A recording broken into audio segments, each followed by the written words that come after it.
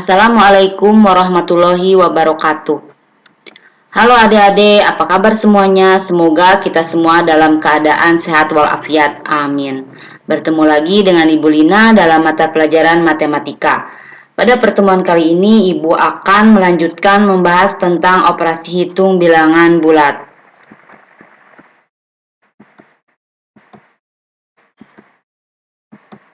Operasi hitung bilangan bulat ada penjumlahan, ada pengurangan, ada perkalian, dan ada pembagian.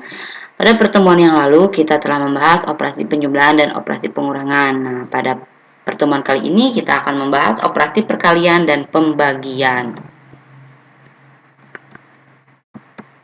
Operasi perkalian pada bilangan bulat. Konsep perkalian sesungguhnya berasal dari operasi penjumlahan berulang. Operasi perkalian biasanya disimbolkan dengan tanda silang. Kita perhatikan contoh berikut. Suatu gedung tersusun atas 5 lantai. Jika tinggi satu lantai gedung adalah 6 meter, tentukan tinggi gedung tersebut tanpa atap. Permasalahan tersebut dapat disajikan dalam bentuk perkalian. Mengapa demikian? Karena setiap lantai tingginya 6 meter dan gedung tersusun atas 5 lantai, maka tinggi gedung adalah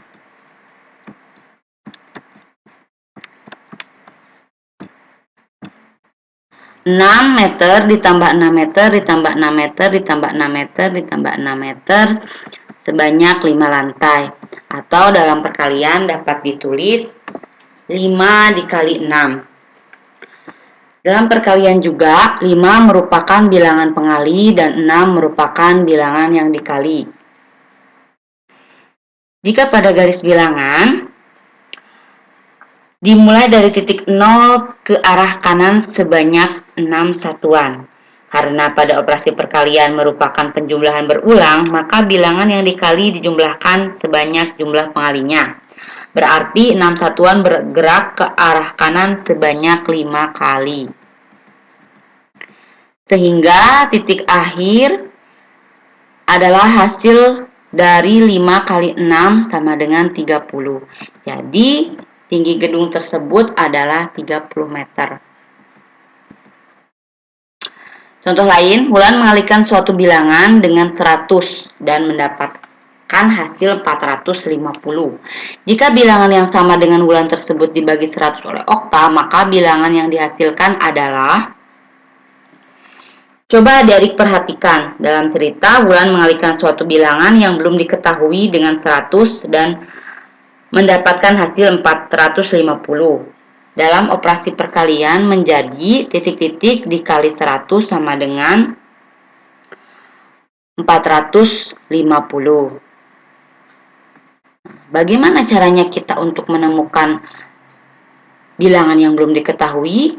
Nah, dalam perkalian, secara umum jika A, B, dan C adalah bilangan bulat, jika A dikali B sama dengan C, maka A sama dengan C per B dengan B tidak sama dengan 0. Atau jika A dikali B sama dengan C, maka B sama dengan C per A dengan A tidak sama dengan 0.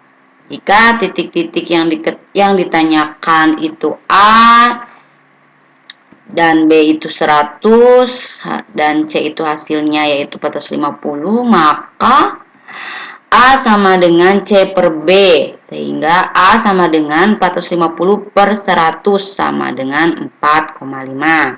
Nah, selanjutnya bilangan yang sama dibagi 100 oleh okta. Nah, maka titik-titik dibagi 100 sama dengan titik-titik. Titik-titik itu sudah diketahui sekarang ya, 4,5.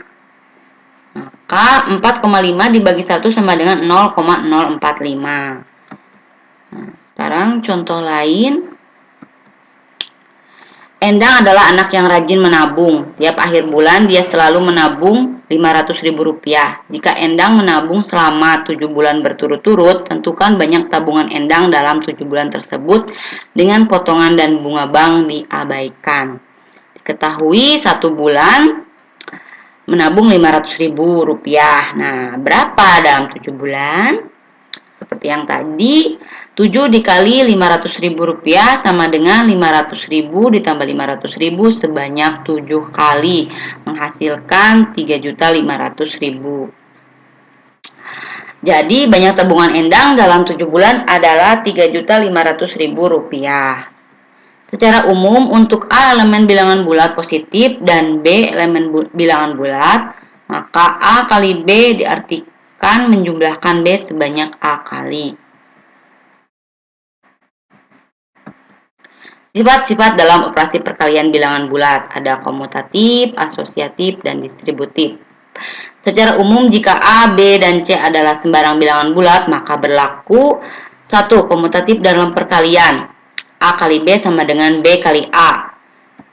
Sebagai contoh, 2 kali 3 sama dengan 3 kali 2. Maka sama-sama menghasilkan 6. Asosiatif dalam perkalian.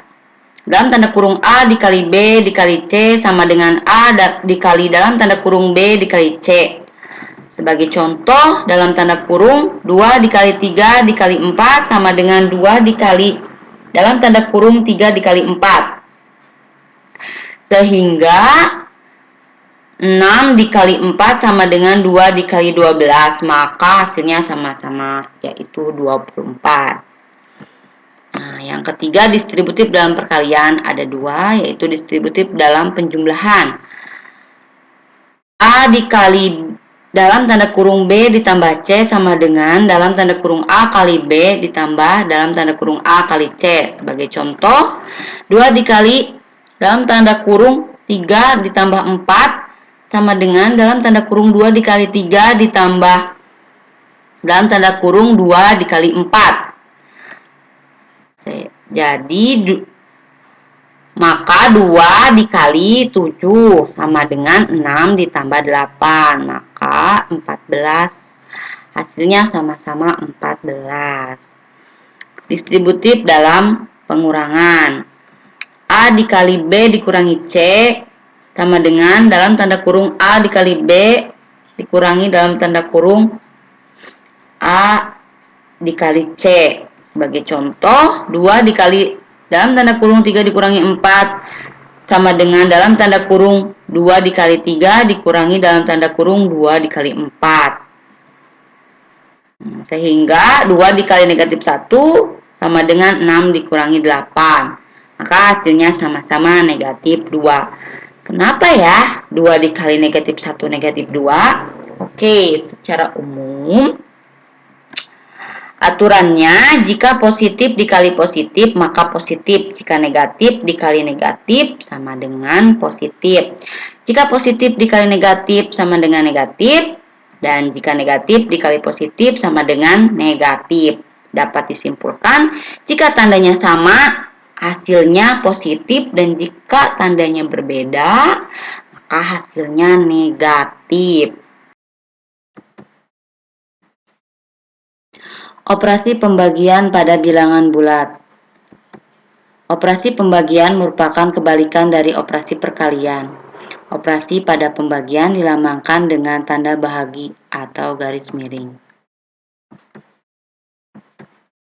Perhatikan soal berikut.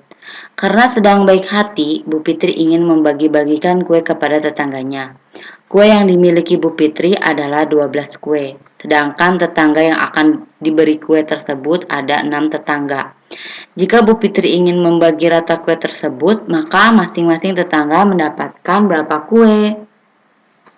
Permasalahan tersebut dapat disajikan dalam operasi pembagian, yaitu 12 dibagi 6. 12 dibagi 6 dapat juga diartikan sebagai pengurangan 6 terhadap 12 secara berulang hingga tak bersisa. Atau dapat ditulis 12 dikurangi 6 dikurangi 6 sama dengan 0 atau sampai habis. Jadi 6 mengurangi 12 berulang sebanyak 2 kali. Sehingga 12 dibagi 6 sama dengan 2. Jadi masing-masing tetangga Bu Fitri mendapatkan 2 kue. Dalam operasi pembagian terdiri dari bilangan pembagi, bilangan yang dibagi, dan hasil bagi. Dalam cerita di atas, 6 merupakan bilangan pembagi, 12 merupakan bilangan yang dibagi, dan 2 merupakan hasil bagi. Contoh lain, seekor tupai mula-mula berada di titik 0. Tupai itu dapat melompat ke kiri dan ke kanan. Sekali melompat jauhnya 3 satuan. Tupai telah melompat ke kiri dan berada di titik 15 sebelah kiri 0. Berapa kali tupai melompat? Gerakan tupai tersebut dapat digambarkan dalam garis bilangan. Dalam cerita, tupai melompat ke arah sebelah kiri dan berada di titik 15 kiri 0. Jarak yang ditempuh tupai dalam satu lompatan yaitu 3 satuan. Untuk mencapai titik negatif 15, maka tupai harus melompat sebanyak 5 kali ke arah kiri. Karena negatif 15 artinya titik 15 berada kiri 0. Coba adik perhatikan, pada garis bilangan negatif 5 adalah banyaknya anak panah 3 satuan ke arah kiri. Jadi tupai telah melompat sebanyak 5 kali ke arah kiri. Jadi dapat ditulis negatif 15 dibagi 3 sama dengan negatif 5. Nah, sama seperti yang tadi, seperti perkalian, jika positif dibagi positif maka hasilnya positif, jika negatif dibagi negatif maka hasilnya positif, jika positif dibagi negatif hasilnya negatif, dan jika negatif dibagi positif hasilnya negatif. Kesimpulannya pun sama, jika keduanya positif atau keduanya negatif maka hasilnya positif, dan jika berbeda maka hasilnya negatif. Sekarang kita urutan operasi hitung ya. Nah, contohnya, tentukan hasil dari 6 ditambah 2 dikali 4 sama dengan.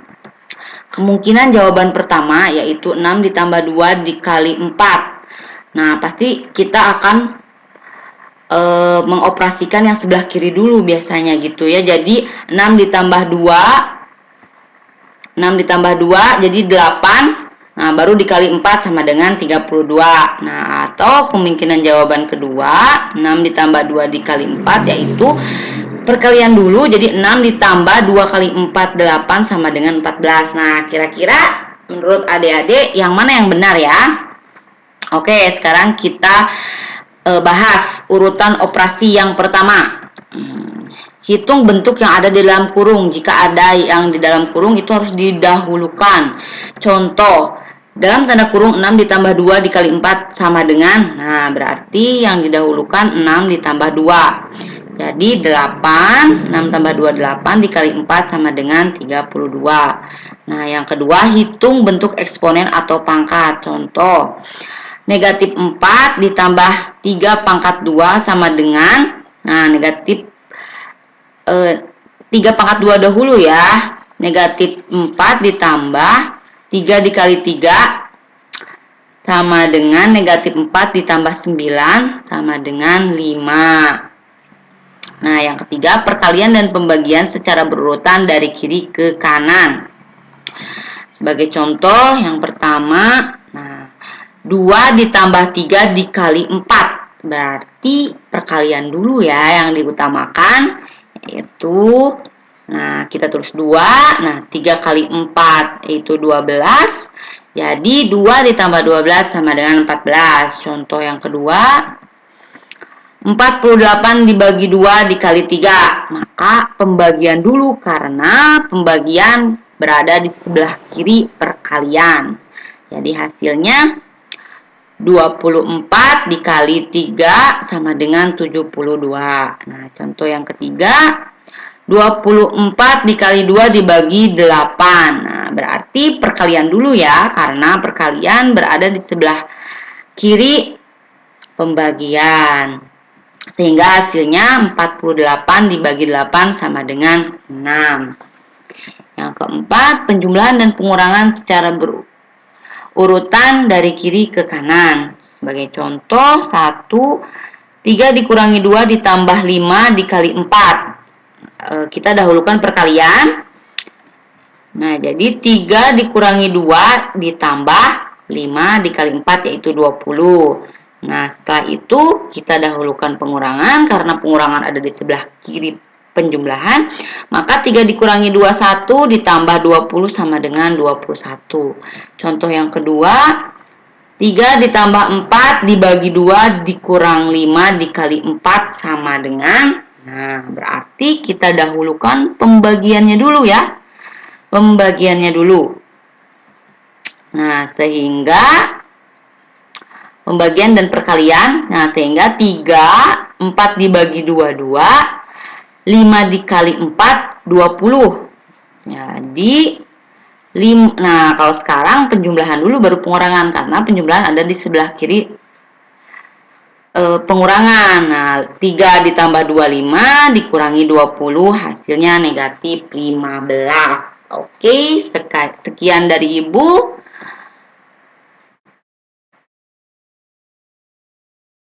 Sekian dan terima kasih dari Ibu. Wassalamualaikum warahmatullahi wabarakatuh. Selamat belajar adik-adik.